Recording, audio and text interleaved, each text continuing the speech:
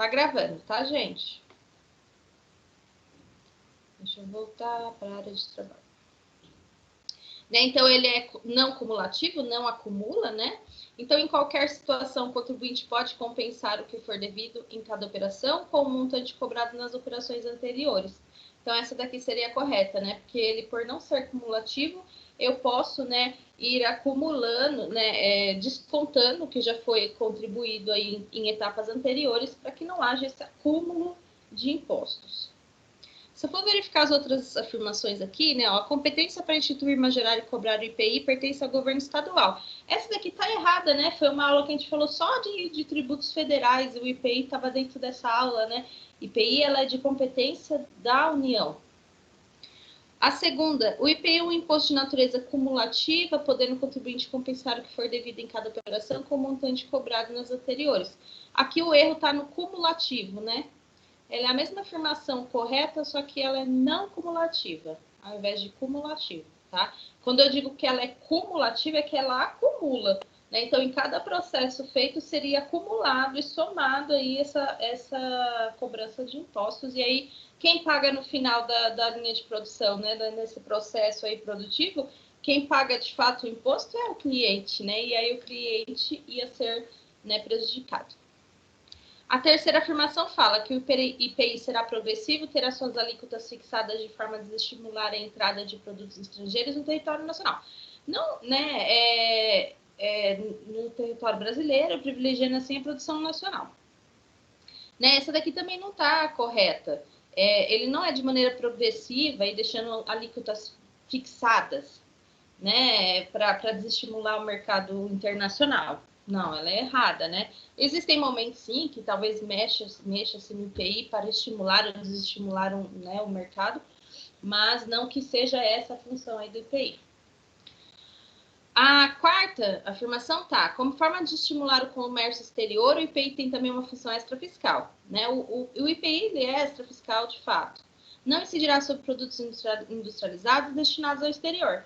É mentira, né? Ele incide também para produtos destinados ao exterior. Existem situações que, às vezes, para movimentar esse mercado, para favorecer, então, a exportação, eu posso baixar essa alíquota, isentar, né? A União pode fazer isso. Mas não que isso seja uma imunidade ou uma isenção, tá? Essa questão, então, a correta, né, é a que falava da não cumulatividade. O ITR, né, Imposto sobre Territórios Rurais, também tem função extrafiscal, né, não é só arrecadatória. O que ela visa estimular, né? O ITR, ele vem, né, querendo estimular a produção agrícola e desestimular terras improdutivas, né? Então, por isso que é extrafiscal. Isso porque, por meio dele, o governo federal busca desestimular a manutenção de propriedades improdutivas. Um determinado indivíduo possui um imóvel, então vamos para a questão-chave, né?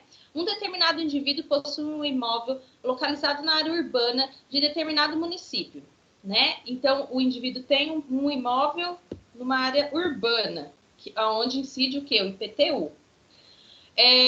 Porém, né, ele utiliza de forma comprovada para o desempenho de atividades tipicamente agrícolas e pecuárias. Nessa situação hipotética, marca assertiva. Né? Então, nesse caso, gente, por mais que ele esteja dentro do território urbano, onde deve se recolher o IPTU, né, ele vai recolher o ITR, porque ele consegue comprovar que ele tem atividades voltadas aí para a agricultura e pecuária. Então, a resposta correta seria essa primeira, né? O município não pode cobrar IPTU, pois é cabível apenas a cobrança do ITR, uma vez que o imóvel é utilizado em exploração agrícola e pecuária, tá? Então, o ITR, gente, existem situações na qual ele vai ser cobrado e o imóvel não está no território rural, né? Porém, as suas atividades são voltadas para a agricultura e pecuária. As outras afirmações falam, né? Nesse caso, incidem ao mesmo tempo IPTU e ITR. Isso não pode acontecer, gente. Então, eu vou ter incidência de dois impostos que são totalmente opostos, né? Um fala de território rural e o outro urbano. Como, né? Eu vou cobrar de um mesmo imóvel o rural e o urbano? Ou é um ou é outro, tá, gente? Embora sejam devidos o IPTU e o ITR, então eu estou aqui na terceira afirmação, né? Não é possível a cobrança dos dois impostos cumulativamente, uma vez que incidem sobre o mesmo bem, devendo ser aplicado o princípio da não cumulatividade. Né? Nesse caso, não é que está sendo aplicado o princípio da não cumulatividade. Né? Da não cumulatividade, por exemplo, seria então, né? Por exemplo, eu paguei uma parte do ITR e aí o que falta, o restante, para completar o IPTU, eu pago somente o restante. Isso é não acumular. Nesse caso, eu vou cobrar o ITR, né, somente um imposto, não vou cobrar os dois de maneira não cumulativa. Esse fone está quente. Será devido apenas o IPTU, pois ainda que o imóvel se destine à exploração de atividade agropecuária, né, a localização está em área urbana, está errado, gente. Pode estar em área urbana, mas se a atividade fim daquele imóvel, né, é agropecuária, ITR que ele paga. Não há incidência de nenhum dos impostos, nem IPTU, nem ITR, uma vez que pequenas glebas rurais estão imunes a esses impostos, como forma de fomento à atividade rural. Nesse caso, gente, não é uma pequena gleba, é um imóvel na área urbana, tá? Então, ele não está isento, porém, ele pode pagar o ITR, tá? Uma gleba é quando eu tenho uma propriedade, um espaço, né, físico ali na área rural. Então, eu tenho pequenas áreas rurais, de fato, no ambiente rural, né? Na área rural, não urbana, e sim eu vou ser considerada como uma gleba, e aí eu vou ter isenção desse imposto, né? Imunidade, quer dizer. Então, nessa questão que fala sobre ITR e IPTU, essa primeira afirmação que era correta. Eu tenho novamente a historinha aqui do município ABC. Ele resolve fiscalizar e cobrar o imposto sobre propriedade territorial rural. Voltando a falar então do ITR, dos imóveis rurais localizados em seu território. Gente, sobre o ITR a gente falou em aula, né? O ITR ele é de competência da União, só que lá na Constituição Federal diz que, né, a União pode passar a sua capacidade tributária, né, que é a questão de cobrança e fiscalização, né, arrecadação daquele imposto, para os municípios. Só que, gente, se o município, ele é facultativo ao município aceitar ou não essa capacidade tributária. Se o município falar assim, olha, eu não aceito, eu não quero mexer na capacidade tributária do ITR. Então, mesmo assim, ele vai receber 50% do que foi arrecadado ali nas áreas do seu, né, dentro do seu perímetro municipal. Agora, nesse exemplo, ele está me dizendo que o município, ele optou por ter a capacidade tributária do ITR. Então, nesse caso, ele vai receber 100%, né, da arrecadação. Então, ó, a certa seria essa daqui. O município ABC poderá optar, na forma da lei, por fiscalizar e cobrar diretamente o ITR. Né? Então, é constitucional, ele pode optar, sim, né? Pode ou não, né? Poderá optar ou não, mas nesse caso ele pode, na forma da lei, porque está na Constituição, para fiscalizar e cobrar, tá? Só dando um adendo, então, do que eu falei agora no início, 100% do valor vai para os cofres aí do município, tá? Essa outra afirmação falava, o ITR não pode ser fiscalizado e cobrado pelo município N por se tratar de tributo de competência da União. É de competência da União, mas a capacidade pode ser passada para os municípios. Então, essa aqui está errada. Essa terceira falava, fiscalização e cobrança do ITR pelo município autorizam a reter 50% do produto da arrecadação. Essa daqui está errada porque, assim, ele optando por fazer a capacidade tributária desse tributo, ele tem já 100%. 50% seria, no caso dele, não fazer o trabalho de fiscalização e cobrança. Oi, Henrique. Ixi, agora eu não consigo, não. A partir da opção por fiscalizar e cobrar o ITR, o município passa a ter competência para alterar as alíquotas do imposto, inclusive para sua redução. Não, é só a capacidade, não é competência, né? Alterar a alíquota é caso de competência, né? O município ele só vai fiscalizar e cobrar. Se for necessário mudar alíquotas, então já é, né, assunto de competência da União. Então, a correta seria essa segunda afirmação, tá bom, gente? A última, gente, eu fui ver depois. Eu acho que eu coloquei... Olha, eu deixei bem facinho para vocês, hein? Tinha mais 3 afirmações, eu esqueci de colocar. Que pena. Então, vamos lá a questão. Assinale a opção correta quanto ao imposto sobre operações de crédito, né, o IOF. O IOF tem função predominantemente extrafiscal, né? Então essa é a correta. O IOF ele é sobre, né, movimentações financeiras. Então ele é extrafiscal porque ele pode movimentar ou não o mercado financeiro, né, econômico. A segunda aí errada constitui uma das hipóteses de incidência do IOF a posse de um título imobiliário, né? Então a correta é que ela é extrafiscal, ok? Tudo bem com a atividade, gente? Ficaram dúvidas? Tudo bem. Tudo bem. Beleza. A atividade que eu coloquei hoje para vocês, eu coloquei 3 questões só, tá? Então vai ficar com 300 pontos para vocês responderem até, né, às 23h59. Vamos à aula, né? Deixa eu entrar aqui no material.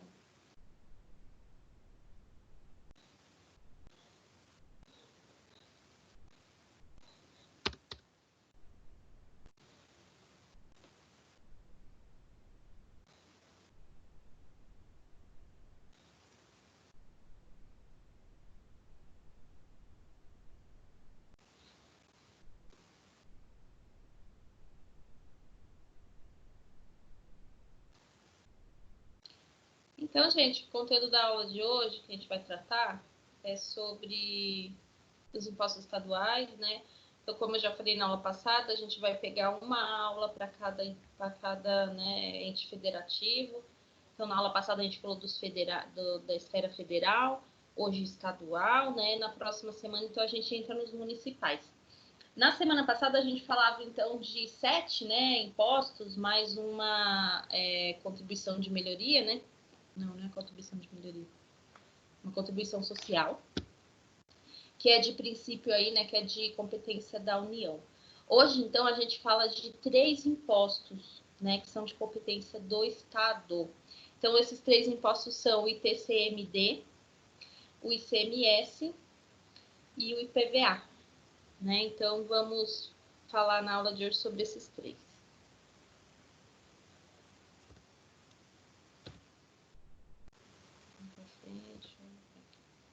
Na aula passada, então, a gente falou de tributos federais, né, onde nós verificamos a ocorrência de cada um desses impostos, né, a base de cálculo, quem eram os contribuintes de cada um dos impostos e a forma de lançamento, né, se ele era por homologação ou não, né. Então, foi o assunto aí da aula passada. A aula de hoje, gente, ela vai ficar em torno desses assuntos também, né, sobre a ocorrência de cada um dos tributos estaduais, base de cálculo desses tributos, contribuintes e forma de lançamento também. Então, a gente vai seguir a mesma linha de raciocínio. A distribuição constitucional de competência tributária não se limita apenas a definir os tributos federais, né, que foi o assunto da aula passada, mas também, né, de estado e município.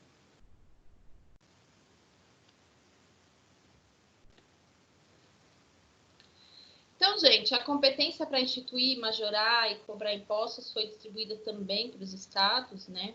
Conforme disposto no artigo 155 da Constituição Federal. Então, é lá no artigo 155, gente, que nós vamos encontrar todos, né, os impostos que são de competência dos estados, né? Como a gente já falou em primeiras aulas, né? Os tributos, essa arrecadação através de impostos e de tributos, né? Ela é para manter as atividades básicas aí de todos os entes federativos, né? Então, a Constituição Federal, o que ela fez, né? Ela cria aí opções para que haja essa exploração, né, e essa arrecadação, né, e dá competência não só para a União, né? Vamos supor que a Constituição daria competência só para a União cobrar, instituir, majorar impostos, né? E aí a União teria que repassar aos demais. Né, muito certamente poderia dar algum problema. Então, o que a Constituição fez, né? Ela já separou quais são os impostos que são de competência de cada um dos entes federativos para cada um ter, né, uma certa independência, né? Claro que existem situações em que os estados vão precisar de ajuda da União, né? Mas eles têm as suas próprias arrecadações, tá? Então, a eles, né, aos estados, foi dada a competência para instituir somente 3 impostos, tá? Então, a gente pode perceber que a União, né? Ela está acima de todos, né? E ela tem 7 impostos, se a gente for falar unicamente de impostos, né? Só a União tem 7 impostos. Claro que que é o sobre grandes fortunas, né? O imposto sobre grandes fortunas, ele não é instituído, mas ele é de competência da União, né? A União tem instituído aí, então, 6 impostos. Estado, então, eu tenho o ITCMD, que é o Imposto sobre Transmissão, Causa, Morte e Doação. Imposto do ICMS, né? Imposto sobre Circulação de Mercadorias e Serviços, né? De transporte intermunicipal, interestadual e de comunicação. Gente, o tempo maior que eu vou ficar na aula hoje é falando sobre o ICMS, porque o ICMS ele é um pouco mais complexo que os demais, ele tem mais características, mais peculiaridades. Dá para ver até pelo nome, né? Porque ele é um imposto que incide sobre mercadoria, serviço, né? Serviço de transporte, seja intermunicipal, interestadual e ainda sobre comunicação, né? Então, empresas de comunicação também incide o ICMS. O Imposto sobre a Propriedade de Veículos Automotores, que é o IPVA. Né? Então, o IPVA a gente falou bastante em aulas, né? Eu vivo dando exemplo de IPVA.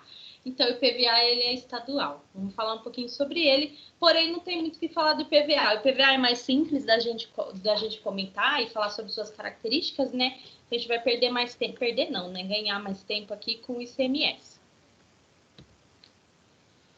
Então, para começar a falar, gente, sobre os impostos estaduais, eu não posso deixar de citar, né, a atuação do Senado Federal. Tá, o que tem a ver o Senado Federal com os impostos estaduais, né? Então, o Senado Federal, ele proporciona, enquanto representante dos estados e do Distrito Federal, né, uma uniformidade na tributação e reduzindo as possibilidades de uma guerra fiscal. O que acontece, gente? Como nós temos, né? Lembra na aula passada que a gente falava de vários impostos que são só de um ente federativo, que é a União, é uma só. Agora, quando eu falo que são tributos aos estados, quantos estados nós temos no Brasil? Né? Então, o que acontece? Eu tenho, né, lá na Constituição, então já foi eleito o Senado Federal, né, como representante dos estados, para que ele, né, faça, né, aí alterações e coloque regras em cima dessa tributação, dessas tributações, né, desses impostos estaduais, para que não haja uma guerra fiscal entre os estados, tá? Então, impõe ali limites. Então, o Senado Federal impõe alguns limites, né, Constituição, sim, primordial, né, como principal, e a Constituição dá poder, então, ao Senado Federal. E aí os estados, eles obedecem, então, o que está instituído aí pelo Senado Federal, tá? Então, as competências do Senado, né, conforme tá lá no artigo 155 da Constituição, foi o mesmo artigo que eu citei aqui, ó, é o mesmo artigo que consta quais são os impostos estaduais, é o mesmo artigo que cita também das competências do Senado. Né? Então, as competências dos estados estão atreladas aí, amarradas à competência do Senado. Né? A competência do Senado, então, está acima dos estados. Então, quais são as suas competências? Estabelecer alíquotas máximas do ITCMD, né, que é o Imposto sobre Transmissão de Causa, Morte e Doação. Então, cabe ao Senado Federal estabelecer quais serão as alíquotas máximas. Né? O Senado já tem isso aprovado, né? Essa alíquota máxima, se não me engano, eu vou falar aqui no slide, ela é de 8%. Por um 8% aqui, é bem bonitinho, vocês vão entender que é uma beleza. De 8%, né? Então, já há um máximo, né? Uma alíquota máxima dos estados, então eles podem cobrar menos, mas não pode ultrapassar os 8%, que já está, né, dentro do estipulado pelo Senado Federal. Outra competência, estabelecer a alíquota de ICMS, aplicável às operações e prestações interestaduais. Né? Então, cabe a ele estabelecer essa alíquota do ICMS quando eu falo de operações e prestações interestaduais entre os estados. Estabelecer a alíquota do ICMS aplicável na exportação. Né? Então, ele vai estabelecer a alíquota do ICMS para movimentações interestaduais e para exportação de produtos e serviços também. Facultativamente, né? Então, de uma maneira opcional, vai estabelecer as alíquotas mínimas e máximas nas operações e prestações internas, tá? Estabelecer alíquotas mínimas também do IPVA. Né? Então, o que acontece? O Senado Federal Vejam que aqui eu citei os 3 impostos, né? Ele vai mexer principalmente, ele vai controlar, na verdade, principalmente as alíquotas, do que diz respeito às alíquotas, né? Então, os estados, eles ficam meio que amarrados ao que o Senado Federal impõe, né? Não podendo desobedecer o que foi imposto aí pelo Senado Federal, né? Dessa maneira, eu consigo manter de uma maneira mais uniforme, né, essa questão de arrecadação e de cobrança também, né? E aí, começando a falar do ITCMD. Deixa eu beber uma água, porque eu já tô falando demais. O ITCMD, ele é um imposto sobre transmissão, causa mortes e doação, tá? Então, o que acontece? O ITCMD, gente, ele vai incidir sobre movimentações de bens quando há morte do proprietário, né, do responsável, né, da pessoa que seja proprietário, seja de um bem móvel ou imóvel, tá? Então, esse bem devido a causa mortes, no Brasil, gente, o que acontece? Eu não posso ter alguma propriedade, algum bem sem ter um dono. Tem que ter algum proprietário, né? Se não é uma pessoa física, é uma pessoa jurídica, ou aquele bem, aquilo é de propriedade do estado, do município, enfim, mas ele tem que ter um proprietário. Quando há a morte, né, a morte desse proprietário, automaticamente, né, começa um processo do ITCMD, inventário, enfim, cobrança de ITCMD, esse imposto, né, para a movimentação desses bens, porque esses bens têm que ir para outra pessoa, né, sejam seus herdeiros ou não. Mas a movimentação desses bens, né, para outra titularidade vai incidir esse imposto, né, quando há causa-mortes, tá? Então, eu também tenho caso de doação, tá? Então, gente, o ITCMD, ele vai incidir sobre movimentações onde há mudança aí de propriedade, né, de proprietário, e não há dinheiro envolvido, não há movimentação financeira, né, não há compra e venda. É uma doação, essa doação pode ser em vida. Então, por exemplo, esse imposto é o que vocês já devem ter ouvido falar assim, que até quando a gente morre, a gente paga imposto, né? Não sei se vocês já devem ter ouvido essa frase. Por quê? Né? Vamos supor que, né, a pessoa falece, ela tem um imóvel, né? Tem lá uma casa, um carro. O que acontece? Aquilo tem que ser passado para os seus herdeiros, né? Então, essa movimentação de bem do pai para o filho vai incidir esse imposto, né? Então, ITCMD sempre vai incidir em movimentação, né, de propriedade, de bens móveis ou imóveis, de maneira gratuita, tá? Porque eu tenho outro imposto municipal que vai fazer essa movimentação de maneira, né, onde há compra e venda de imóveis, tá? Então, a gente vai falar dele na aula que vem. Na aula que vem, a gente vai falar dos municipais, então eu vou voltar e lembrar vocês do ITCMD, porque ele é muito confundido com o municipal. Então, ele também está no artigo 155 da Constituição, né? Lá é onde eu vou falar de todo, onde a Constituição vai falar de todos os impostos estaduais. Ao Senado, restou a competência para estabelecer as alíquotas, que foi o que a gente falou no slide passado, né? A competência dele é estabelecer a alíquota máxima do ITCMD, e isso já foi estabelecido lá em 1992, né? Ó, que é de 8%. Ainda é de 8%, tá? Então, desde 1992 já foi estabelecido que seria 8%. Não teve nenhum tipo de alteração até o momento, né? Então, fixou essa alíquota máxima. O artigo 2º, né, da Constituição previu a possibilidade de progressividade das alíquotas de ITCMD, o que foi confirmado pelo STF, que reconheceu a constitucionalidade da referida norma e que essa progressividade em razão do quinhão de cada herdeiro não viola o princípio da capacidade contributiva. Né? Então, lá pelo STF foi confirmado, né, que ela pode haver uma progressividade, né, em cima aí do imposto do ITCMD. E aí, qual é o estado competente para cobrar o ITCMD? Gente, o que acontece? Muitas das vezes eu tenho, né, a pessoa que falece, vamos supor que seja por causa mortes.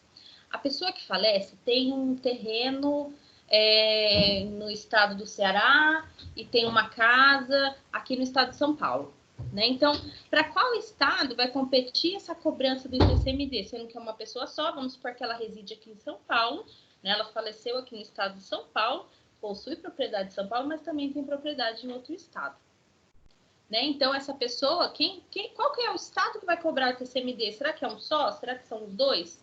Né? Então, esse é um questionamento que se levanta. Só que lá na Constituição eu já tenho algo previsto, né? Então, relativamente a bens imóveis, então estou falando de terreno, casa, prédio, né? E respectivos direitos, compete ao Estado da situação do bem ou ao Distrito Federal. Relativamente aos bens móveis, títulos e créditos, compete ao Estado onde se processar o inventário ou arrolamento, ou tiver domínio ou doador ao Distrito Federal. O que acontece, gente? Então, se é um bem imóvel e ele está lá no Ceará, está lá em outro estado, então é lá no outro estado onde vai ser feita a cobrança, né, a arrecadação desse imposto, lá onde está situado esse imóvel, não em São Paulo, que é o meu exemplo que eu estou dando para vocês. Agora, se ele tinha alguns bens móveis, títulos e créditos, né, então ele tinha valores aí a transferir para os seus herdeiros, bens, né, enfim, isso vai ser cobrado aonde eles fizerem o inventário. Então, vamos supor que todos moram aqui em São Paulo, então eles vão fazer tudo aqui em São Paulo. Porém, o terreno que ele tem lá em outro estado, eles vão ter que fazer no outro estado, porque é um bem imóvel daquele estado, tá? Eu tenho a questão de ter a competência para sua instituição regulada por lei complementar, né? Então, assim como todos os tributos, gente, lembra que a gente falava que eles só podem ser alterados através de uma lei complementar, né? Se o doador tiver domínio ou residência no exterior, se o de cujos, né, o proprietário possuía bens, era residente ou domiciliado ou teve o seu inventário processado no exterior, né? Então, existem situações a qual o proprietário, né, a quem teve causa-mortes, por exemplo, ou até se for uma doação, né, ele era residente no exterior e ele fez todo esse inventário no exterior. Então, existe lei complementar que vai fazer, então, né, com que faça, né, a arrecadação aí, dependendo do estado onde ele está também, tá? Onde faça a entrada do inventário. Henrique, tá mexendo.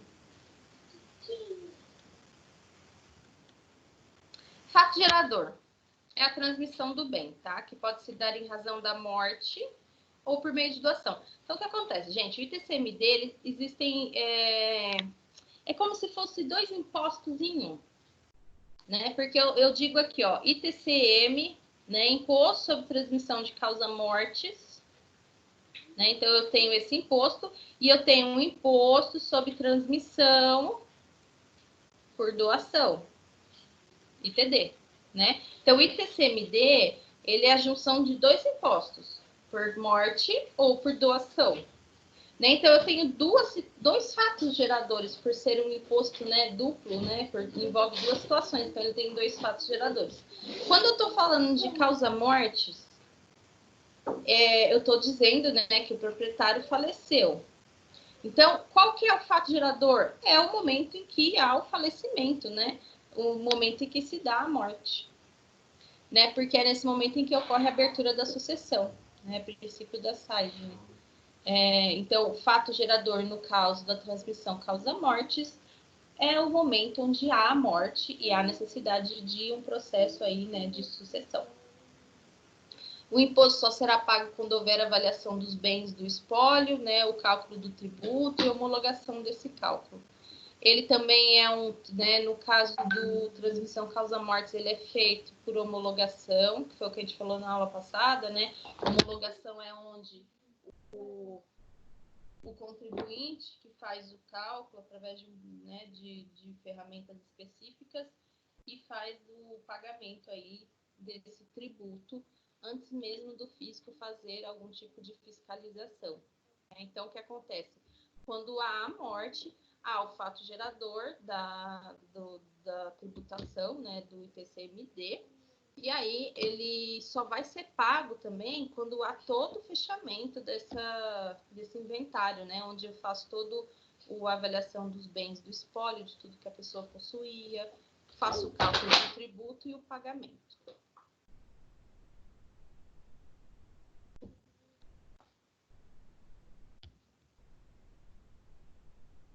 A outra situação, né, além da causa-morte, é doação.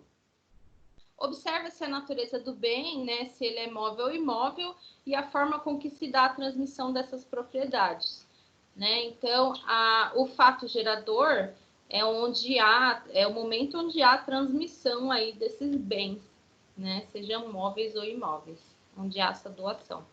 Se é imobiliário, gente, se é bem imóvel, a transição se dá com registro, né? Registro em cartório, mas a maioria das leis estaduais tem exigido o pagamento do imposto antes mesmo de ter havido registro, né? Então, o fato gerador, gente, ele é o momento onde, por exemplo, você recebeu como uma doação, né, de um tio rico que vocês tinham aí, e ele falou assim, eu tenho muitos bens imóveis, né, eu tenho muitas casas, e aí eu vou doar aí para o meu querido sobrinho a minha casa de praia, né, bem imobiliada, confortável, top, né, e aí eu vou fazer essa doação para o meu querido sobrinho, né, então no momento em que há, né, essa movimentação de titularidade ao registro em cartório, né, de mudança de titularidade, a cobrança desse imposto.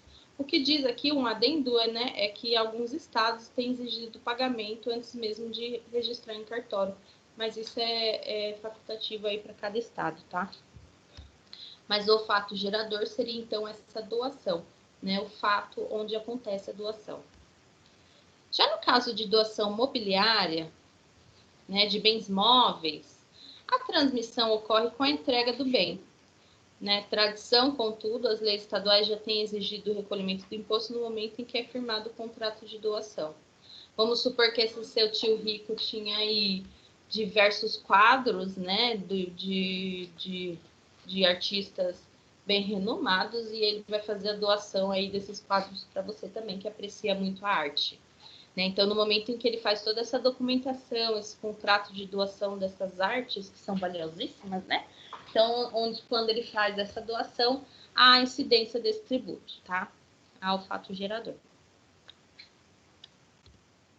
Base de cálculo é o valor, né, da venda dos bens no mercado, tá? Não quer dizer que eu estou vendendo esses bens, né? É o valor de venda, o valor venal, né? Então, vamos supor que seja essa coleção de quadros aí que o seu tio possui, né?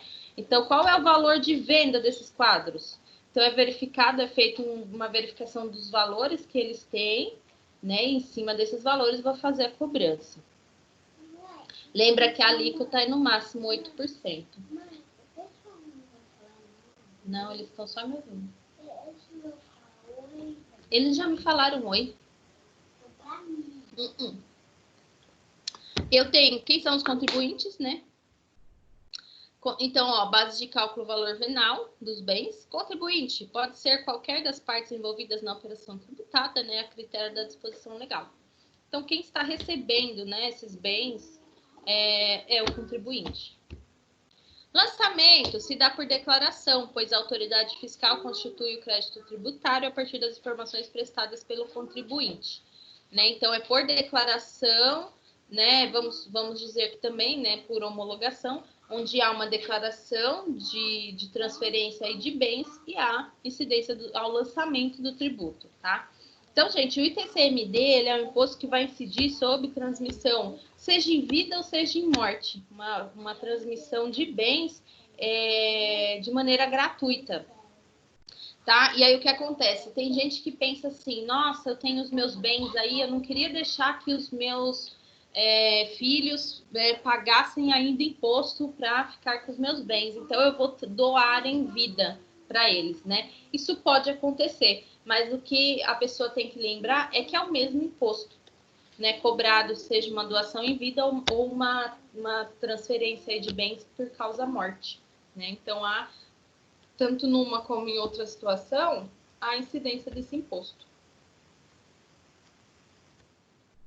Beleza, gente? Então, o ITCMD ele é um imposto onde há movimentação gratuita de bens, de titularidade de bens, há a incidência desse imposto, tá? Então, não há venda, não há compra e venda. Há uma transferência, uma doação ou uma transferência de bens por causa da morte. Para de fazer barulho, Henrique. Deixa isso daqui. Tudo bem?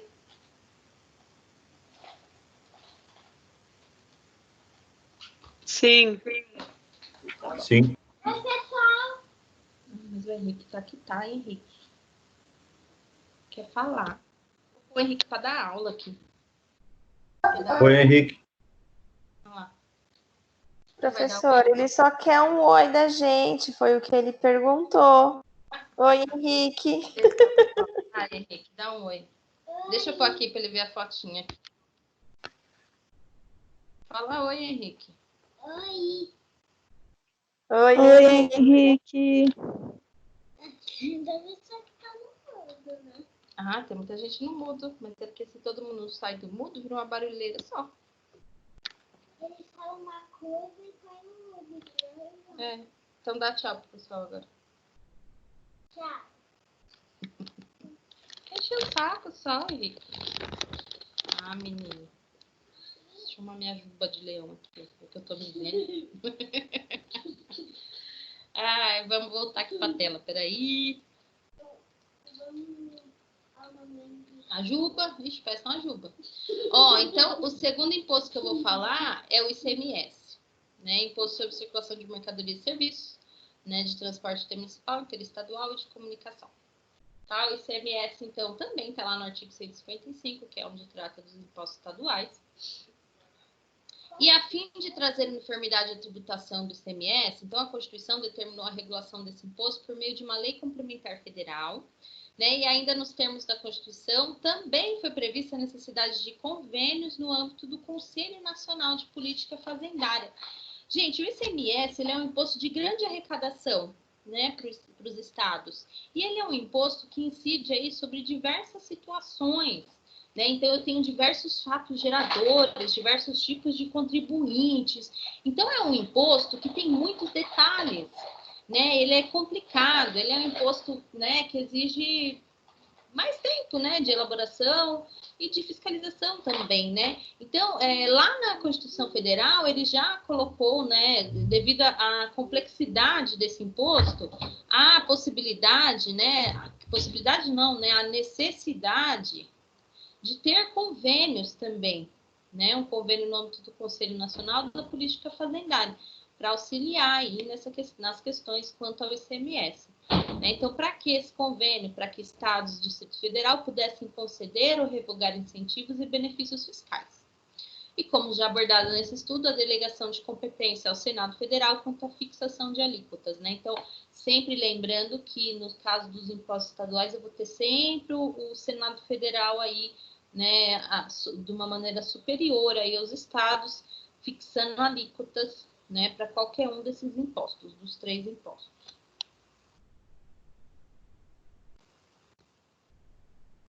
Fato gerador, gente, para falar sobre o fato gerador, né, é difícil eu falar qual é o fato gerador se eu estou me referindo à circulação de diversos tipos de mercadorias e serviços, se eu estou falando de transporte, seja intermunicipal ou interestadual, e eu estou falando também de comunicação, né? Então, o que é o fato gerador?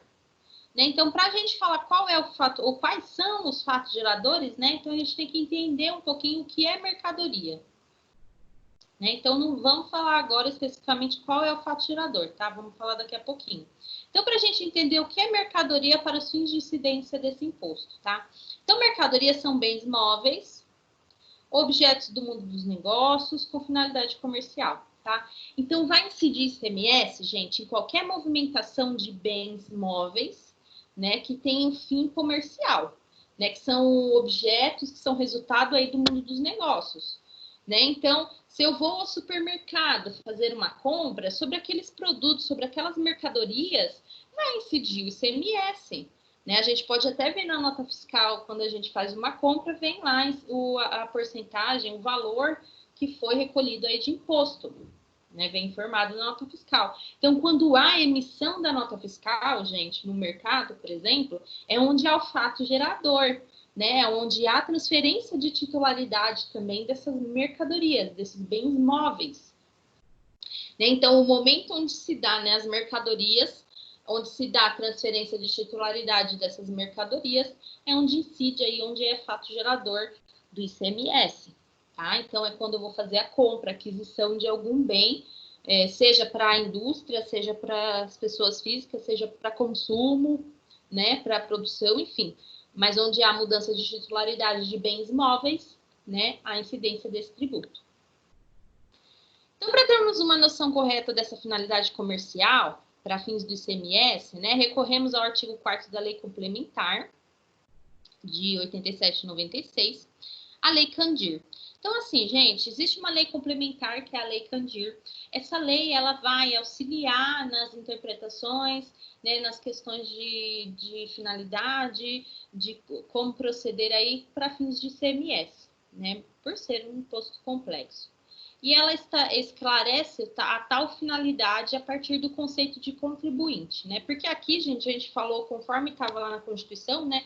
Mercadorias são bens móveis, objeto do mundo dos negócios, com finalidade comercial. A Lei Candir, ela esclarece o que é finalidade comercial, né? Então, ela esclarece, né, através do conceito de contribuinte. Contribuinte, então, é qualquer pessoa física ou jurídica que realize com habitualidade ou em volume que caracterize intuito comercial, operações de circulação de mercadoria ou prestações de serviços de transporte interestadual, intermunicipal e de comunicação, ainda que as operações e as prestações se iniciem no exterior. Então, quanto à finalidade comercial, pessoal, então, falando de ICMS, né? Então, lá na Lei Candir, ele explica o que é a finalidade comercial, né? Através do conceito de contribuinte. Né? Então, a finalidade comercial é quando, né, seja pessoa física ou jurídica, realiza movimentações de mercadorias a fim de obter lucro, né, com intuito comercial.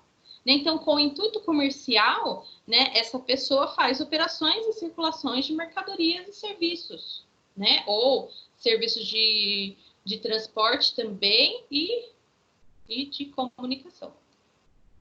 Né? Quando seja pessoa física ou jurídica, que realiza um volume, né? Então, volume que caracteriza o intuito comercial vai incidir, ele vai ser, então, aí o contribuinte do ICMS, tá? Em regra, serviços são tributados pelos municípios, né, através do ICSQN, que é o Imposto sobre Serviços de Qualquer Natureza. Esse imposto, gente, vamos falar na aula que vem.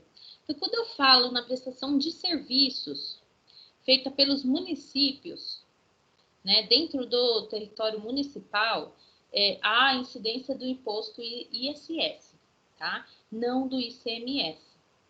ICMS é quando há movimentações de serviços, né, de transporte que seja intermunicipal e interestadual. Quando há, então, por exemplo, um transporte, né, que vai movimentar aí os passageiros de um município a outro ou de um estado a outro, né? Se, por exemplo, eu tiver uma empresa de transporte que vai fazer movimentações aí dos passageiros somente dentro de um município, vamos supor que seja aqui do município de Santo André. Eu tenho empresas, né, viações que trabalham somente dentro do município de Santo André. Essas aí vão fazer o recolhimento do ICMS, né, porque ela é só dentro do município, né, não vai fazer viagens que entrarão em outros municípios ou fora do estado. Lá no artigo 155 da Constituição, ela tributa com ICMS serviços que, pela sua própria natureza, ultrapassam as fronteiras de um único estado e do Distrito Federal, quais sejam serviço de transporte, intermunicipal, interestadual e serviço de comunicação, tá? Então, o ICMS ele vai né, incidir aí sobre circulação de mercadorias, serviços de transporte e comunicação, tá? A qual, né, esse serviço de transporte e comunicação vai fugir às fronteiras municipais, né? Eles vão entre vários municípios ou entre 2 municípios ou mais, entre estados, né? Então, ele vai fugir das suas fronteiras municipais. A partir desse momento onde há, né, essa ultrapassagem, né, que seja ultrapassada essa fronteira de município, cobrança de ICMS. Ao contrário, é ISS, tá bom? Aqui eu acho que eu deixei esse outro assunto no outro slide aqui, ó. Então, eu já vou passar para esse slide aqui. Quanto aos serviços de transporte, podemos resumir o entendimento do STF da seguinte forma. É constitucional a cobrança do ICMS sobre a prestação de serviço de transporte aéreo interestadual e intermunicipal de cargas, e de transporte terrestre, interestadual, intermunicipal de cargas e passageiros, né? Então, o que diz aqui, gente? É constitucional, é possível, né? É legal que se faça a cobrança do ICMS quando há transporte aéreo de cargas, que seja, né, intermunicipal ou interestadual, e transporte terrestre de passageiros ou até mesmo de cargas, né? Então, transporte terrestre de passageiros e cargas e transporte aéreo de cargas vai incidir ICMS desde que eles estejam ultrapassando fronteiras, né? Fronteiras municipais ou estaduais, ok? Por sua vez, é inconstitucional a cobrança do ICMS. Então, aqui eu estou falando de ser legal, de ser constitucional, né? Nesse outro ponto, eu estou falando que é inconstitucional a cobrança do ICMS sobre a prestação de serviço de transporte aéreo interestadual, intermunicipal, internacional de passageiros e sobre serviço de transporte internacional de cargas, tá? Então, o ICMS não vai fazer cobrança em transporte, né, aéreo de passageiros, seja ultrapassando fronteiras ou não, e sobre serviço de transporte de cargas internacional, né? Então, não vai incidir o ICMS, incide sim outros impostos, né? Mas não o ICMS. Em relação ao serviço de comunicação, né? Então, falando especificamente do serviço de comunicação, o contribuinte do ICMS é a empresa prestadora do serviço oneroso de comunicação, como, por exemplo, as empresas de telefonia e de TV a cabo. Gente, então, por exemplo, se você faz vamos supor que você tem, então, né, você contrata aí uma prestação de serviço de comunicação para o seu celular, você vai fazer uma conta aí com uma operadora, né? É o fato gerador onde há cobrança, né, onde há a possibilidade de cobrança do ICMS, porque eu estou falando de um serviço oneroso de comunicação, tá? Isso aqui é um detalhe importante, tá? Quando eu falo de um serviço de comunicação onde há cobrança, né? Como, por exemplo, eu vou pagar a NET, a Vivo, a TIM, né? São serviços de comunicação que vão me oferecer, né, ali dados móveis e telefonia. Então, eles vão me oferecer um serviço de comunicação, porém é oneroso, né? É pago. A pessoa paga para ter essa comunicação. Então, sobre este pagamento vai incidir o ICMS.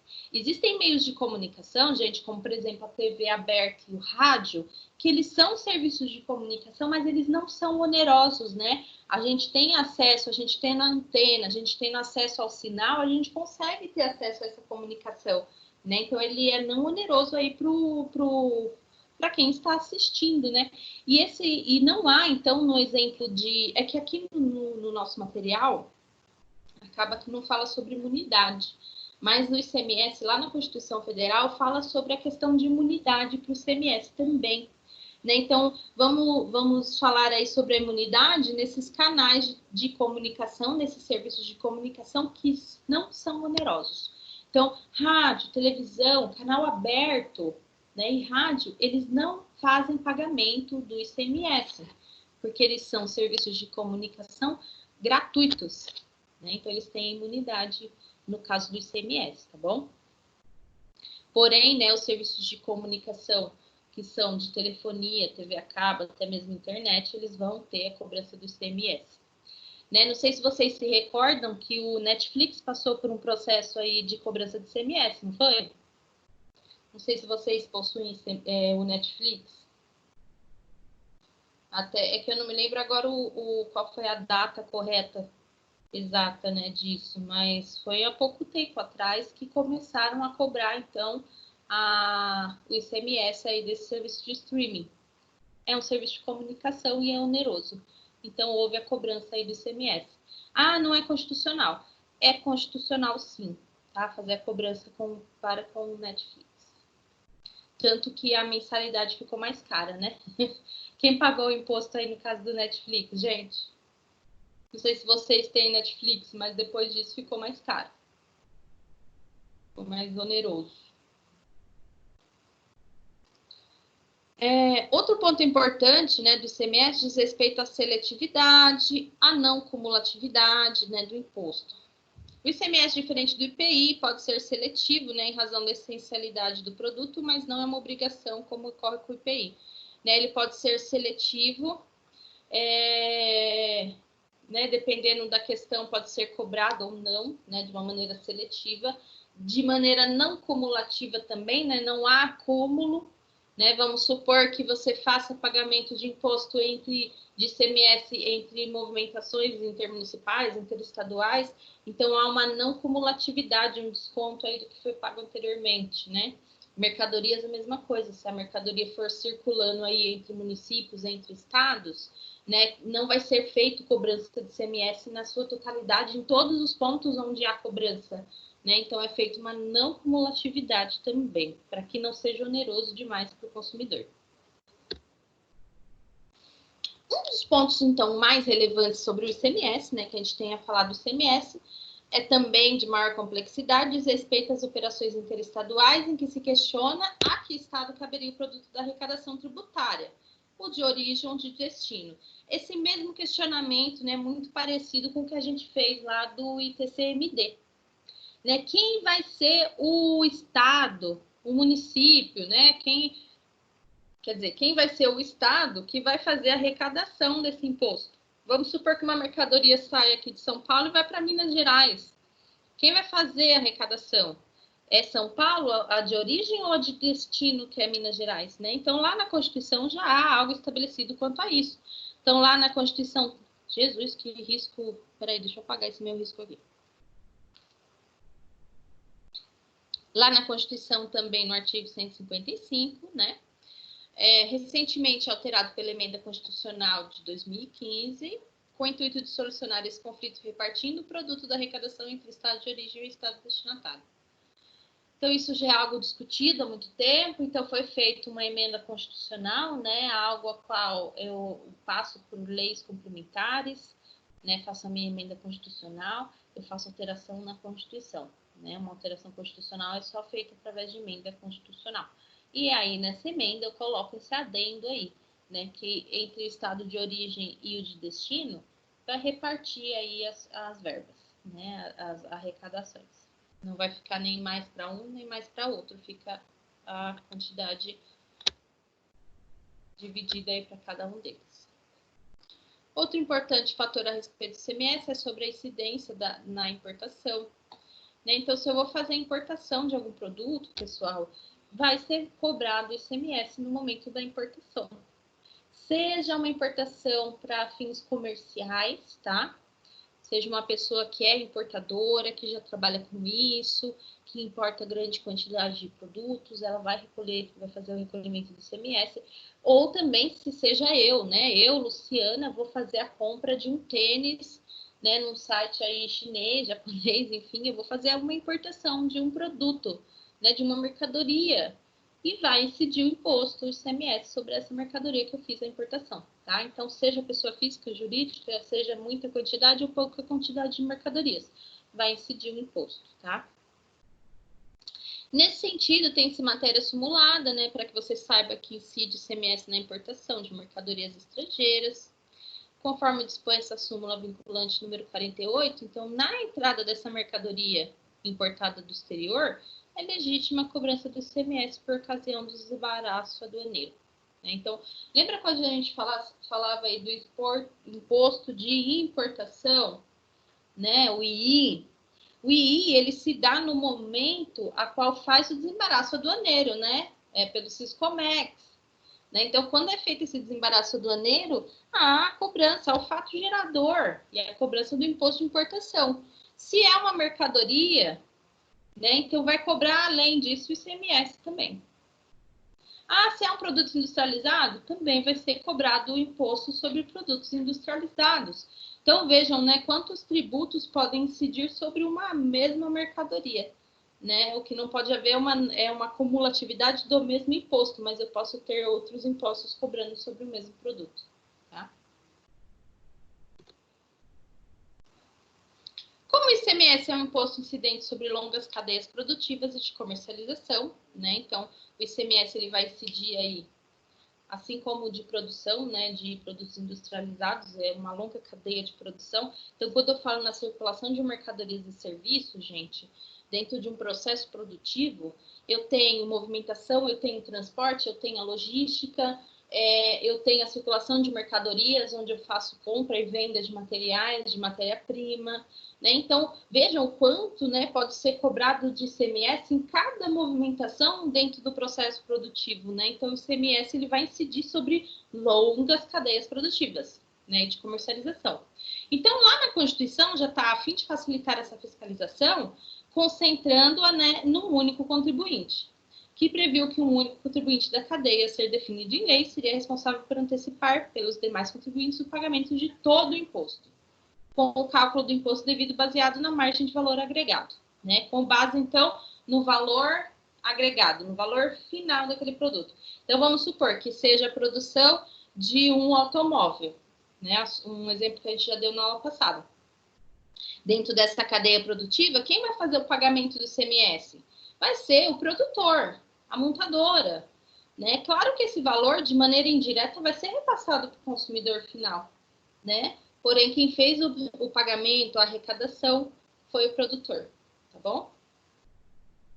Porque dessa maneira eu consigo facilitar a fiscalização. Porque imagine eu fazer fiscalização de cada ponto onde há uma movimentação, né? E mudança de titularidade de uma determinada mercadoria. Ficaria impossível, né, de se fazer fiscalização. Quanto ao fato gerador, então, né? Então, ó, comecei a falar de fato gerador lá no início, né? Então, agora eu vou falar de fato gerador de novo. Fato gerador, né, nas legislações estaduais, baseando-se nas disposições da LC de 96, tem definido como fato gerador a saída da mercadoria do estabelecimento comercial, sendo que a sua caracterização independente da natureza jurídica da operação que o constitua. Né? Então, gente, o fato gerador é quando há a saída desse estabelecimento, né, e há mudança de titularidade, né, de propriedade daquele bem para outra pessoa. E há alguma movimentação financeira, tá? Porque, gente, o que acontece? Esse imposto ele fala sobre a circulação de mercadorias. Então, quer dizer que onde houver a circulação, movimentação de mercadorias de um ponto A para um ponto B, há incidência desse imposto. Né? Então, entende-se que não é a simples circulação. Porque se, por exemplo, houver o roubo aí de uma mercadoria no supermercado, chega um ladrão lá no supermercado e fala assim, vou levar tudo. Vou levar, né, várias mercadorias embora. O ladrão vai lá, pega e faz essa circulação de mercadorias. Vai incidir ICMS sobre essa circulação de mercadorias? Né? Será que lá no final, quando o ladrão estiver saindo, o caixa fala assim, calma aí, senhor ladrão, tem que emitir sua nota fiscal, porque há uma circulação de mercadorias, né? E aí você precisa fazer o pagamento do imposto. Né? Então, não é na simples circulação, tá, gente? É onde há, né, uma circulação, sim, de mercadoria, mas há uma movimentação financeira aí nessa circulação.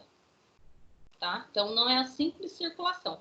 Outra situação de circulação de mercadoria e que não há incidência de ICMS é no caso, por exemplo, se eu tenho uma empresa onde tem várias, né, tem a sede e aí eu tenho várias filiais de um mesmo CNPJ, né, do mesmo proprietário.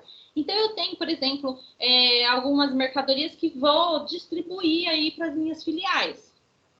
Né? Então, nessa distribuição para as minhas filiais, não há cobrança de ICMS. Há circulação de mercadoria, sim, porém, é da mesma titularidade. Não há movimentação de titularidade.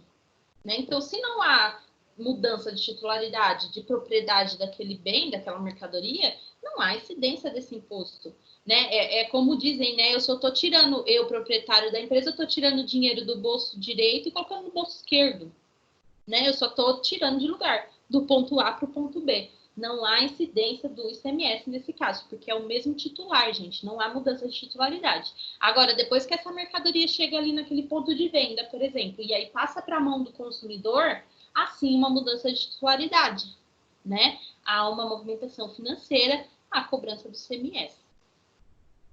Importa destacar, para finalizar a compreensão do fato gerador, né, a súmula 166 do STJ, que assim dispõe, não constitui fato gerador do ICMS o simples deslocamento de mercadoria de um para o outro estabelecimento do mesmo contribuinte, que é o exemplo que eu acabei de dar para vocês, tá? Então, se é do mesmo contribuinte, ele só está fazendo movimentação de mercadoria de um ponto A para o ponto B, mas onde, né, não há mudança de contribuinte, de titularidade, não há cobrança desse imposto, não há por que haver a cobrança desse imposto. Tá bom?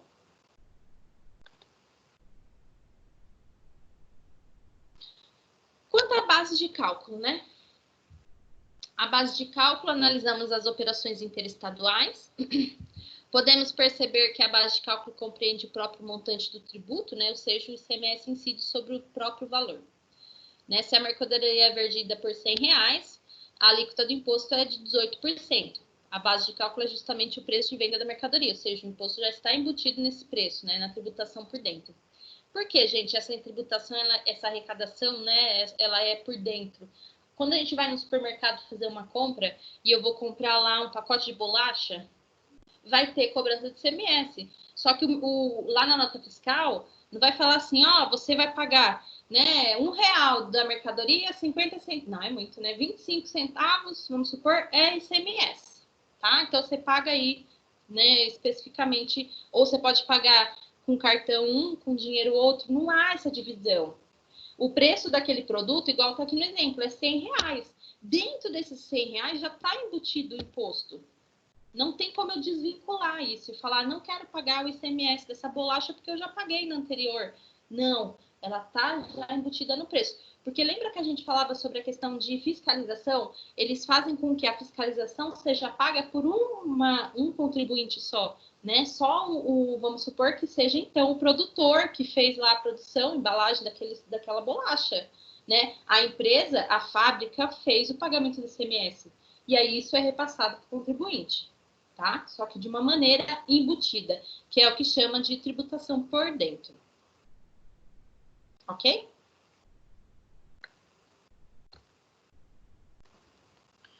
Então, os contribuintes, quem são, né? Os contribuintes são aquelas pessoas, sendo física ou jurídica, que realizam com habitualidade, ou não, né? Que seja em volume comercial, ou não, né, a circulação de mercadorias e prestação de serviços sobre os quais incide o ICMS. Né? Então, no momento no qual eu faço a compra de uma passagem de ônibus para viajar daqui para o Paraná. Né? Então, o momento onde eu faço a compra daquela passagem é onde há o fato gerador e onde eu sou ali também contribuinte. Claro que de uma maneira já embutida no preço, né? Mas sim, contribuinte. O lançamento do imposto se dará por homologação, competindo ao contribuinte ou responsável tributário apurar, declarar e recolher antecipadamente o tributo, tá, gente? Então, o lançamento desse imposto, ele é por homologação, né? Então, ele é um pagamento antecipado. A indústria, vamos supor, então, ela vai fazer toda essa declaração e vai fazer o pagamento do ICMS de maneira antecipada, né? Por homologação. Tudo bem aqui do ICMS, gente? Ficou dúvidas?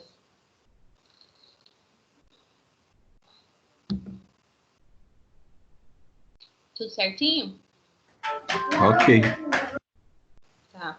Então, assim, gente, ICMS, onde há circulação de mercadoria, serviço de transporte e comunicação, tá?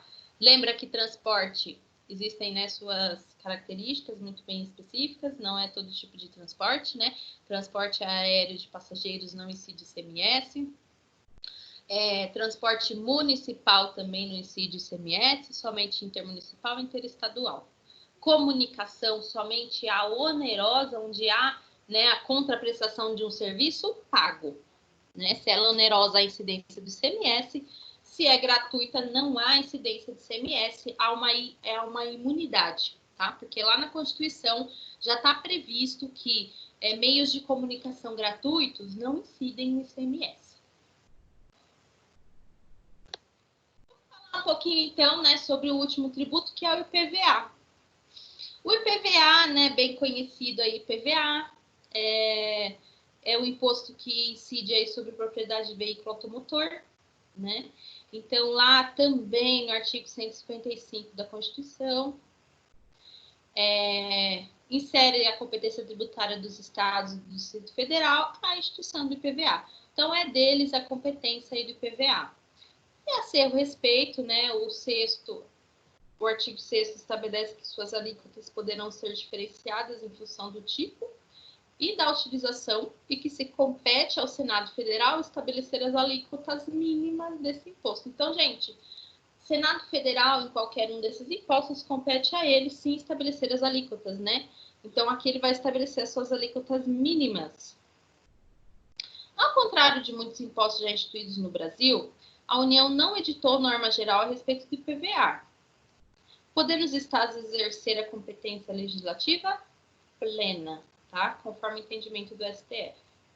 Então, referente ao IPVA, a competência legislativa para majorar, para instituir, né? Claro que tem sim o Senado Federal, né, exercendo aí a sua função para regulação, né, desse imposto, mas os estados eles têm mais autonomia para trabalhar com o IPVA.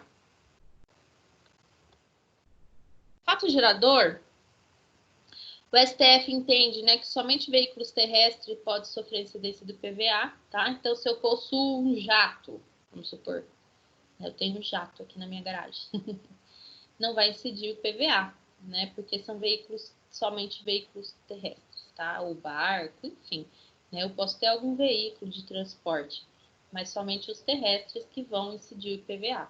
Tá? O fato gerador, então, é o momento, né, onde eu tenho a propriedade de um veículo terrestre. Então, se eu tenho moto, caminhão, carro, ônibus, eu tenho que fazer o pagamento aí do IPVA. Base de cálculo, né? Como deve quantificar o fato gerador do imposto, entende-se que está relacionado ao valor venal do veículo, tá? Então, é o valor de venda, né? Vamos ver lá o valor de tabela daquele automóvel. Em cima desse valor é calculado aí a base para cálculo do IPVA. Quanto ao contribuinte, né? A única pessoa que tem relação direta e pessoal com o fato gerador, por exigência do Código Tributário Nacional, né, é o proprietário. Então, o contribuinte é o proprietário do veículo, devendo ser ele contribuinte, tá? Então, vamos supor que esse veículo, ele é de minha propriedade, mas quem está rodando aqui com ele é o meu marido, né? E aí eu vou falar assim, meu marido, ó, paga aí o PVA, porque é você que usa ele, eu não tô nem pegando esse carro, paga você aí o PVA. Aí o bonito não paga o PVA. Quem vai ser cobrado? Né? É o proprietário ou é o condutor? O que vocês acham? O proprietário. Sim, né? Então, nesse caso, eu que vou sofrer aí as consequências do não pagamento, né? Do IPVA do veículo. É o proprietário. Então, quem é o contribuinte? Proprietário. Se é outra pessoa que está pagando, né? Isso é diferente. Mas se não fizer o pagamento, quem será cobrado por isso é o proprietário, tá? É o proprietário que responde por diversas ações, né, do seu veículo, né? Se esse veículo, por exemplo, for pego numa blitz policial, vamos supor, né, ou da CET, onde eu tenho menor de idade, sem a carteira de motorista, quem vai responder, né, por aquilo? É o proprietário do veículo. Não é o menor de idade, é o proprietário do veículo, né? E nessa função aí de proprietário, como proprietário, ele não pode deixar outra pessoa, né, ainda sem carteira, dirigir o seu carro. Então, é ele que está assumindo o risco, né? Então, é o proprietário, tá bom? Então, questões de tributo, né, do tributo do IPVA, o contribuinte é, sim, somente o proprietário. Esse imposto está sujeito a lançamento de ofício, né, competindo todo o lançamento à autoridade fiscal sem qualquer participação do contribuinte. Esse é um imposto, gente, a qual eu não vou fazer por homologação, que é igual o que a gente falava dos anteriores, né? O IPVA, a gente sendo proprietário, o fisco já está ciente disso e ele, né, no momento oportuno, ele vai fazer o lançamento desse ofício e vai fazer a cobrança. Você não vai ter, né, como fazer um pagamento antecipado essa cobrança, né? E nem você fazer o cálculo de quanto você deve ao fisco. É o fisco que vai fazer o cálculo, né? E você vai fazer o pagamento posteriormente. Né? Então, diferente da homologação, onde eu faço pagamento antecipadamente, no caso desse lançamento de ofício, o pagamento ele vem, né, a posteriori, né, posteriormente. Deixa eu ver aqui. Acho que eu já tinha acabado mesmo.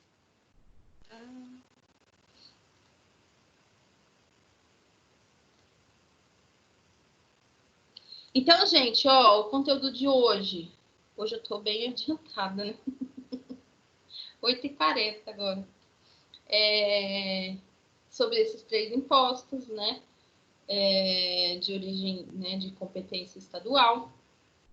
ITCMD, então, transmissão gratuita de bens, seja por causa-morte, seja por doação, tá?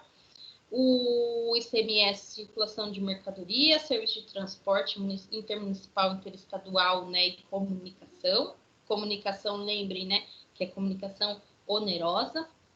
Também tem a questão do IPVA. O IPVA, ele é mais simples aí de falar, né, não tem muita dificuldade para entendimento sobre o IPVA, né? O IPVA é você ser proprietário de um veículo automotor, né? O simples fato de você ser proprietário já existe o fato gerador e já te transforma no contribuinte, né? Onde vai fazer o pagamento do IPVA. Tudo bem, gente? Vocês queriam falar alguma coisa? Tem alguma dúvida? Não, por enquanto tá tranquilo. É aquilo, né, gente? Não tem muito o que falar mesmo, não. O que eu quero que vocês façam agora, pessoal? Vou ficar aqui online, tá? Mas eu vou deixar o espaço aberto, então, para vocês fazerem atividade. Se vocês também optarem, eu não sei como que tá a palestra lá do professor Rafael, né? Também, se vocês quiserem participar da palestra. Mas deixo o convite aí para vocês fazerem atividade e me consultar, se for o caso. Eu vou ficar por aqui. Tá bom?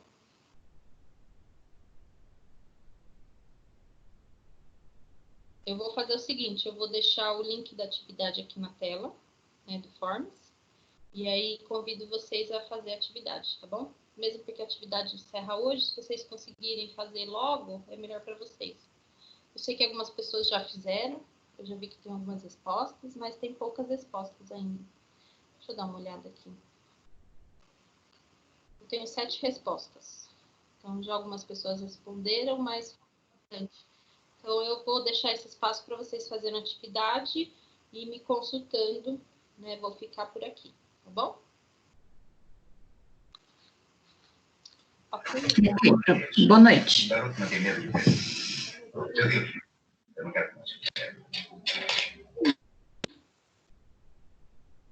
Deixa eu pôr o link da atividade na tela, que aí fica mais fácil. Se bem que eu mandei no grupo, né? Atividade Forms. Obrigada, Pro. Boa noite. Boa noite, bom descanso. Faz atividade, não esquece não. Já fiz, Pro. Já mandei. Então tá adiantada. Tchau. Tchau, beijo.